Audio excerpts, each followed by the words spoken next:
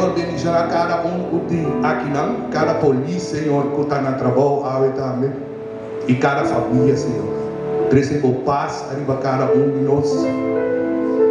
E lá esse bicho aqui está tem momento, Senhor. Em nome de Jesus.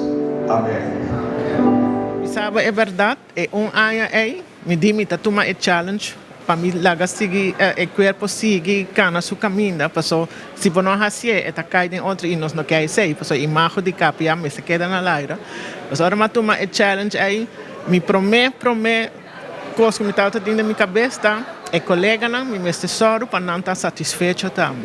Com cooperação, maneira que a Bíblia ave, nós temos predicamento de unidade. Ora, botem unidade e botem gente que quer ajudar, vai adiante, não tem nada para parar.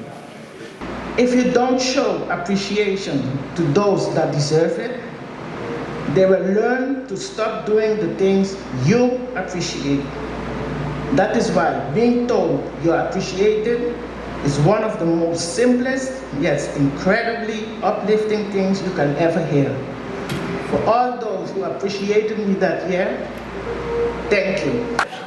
Se botem gente para carga ou se botem gente na pecho, vamos apreciar o qual não faz. Com a pressão, a pessoa está sente que o qual ela faz tem valor. Então, essa é uma visa é só que apreciar o qual mais faz. Aí me está mais agradecido com a sei e nós temos que conseguir agradecer nos gente não que tudo em capia que é também a dona de não parte. Pensei uma visa não também mais danke.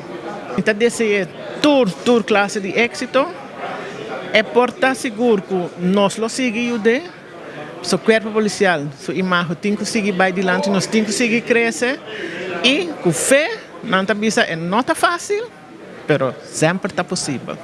O corpo policial é a organização de mais grande, tem aparato governamental, mais de 600 colegas para percurar, para todo dia brinda segurança à nossa comunidade. O trabalho não está fácil, para sobre Bolsonaro exercer essa aqui, de escrutinação de cidadãos que querem, que não por exercer o trabalho aqui mesmo com Bolsonaro.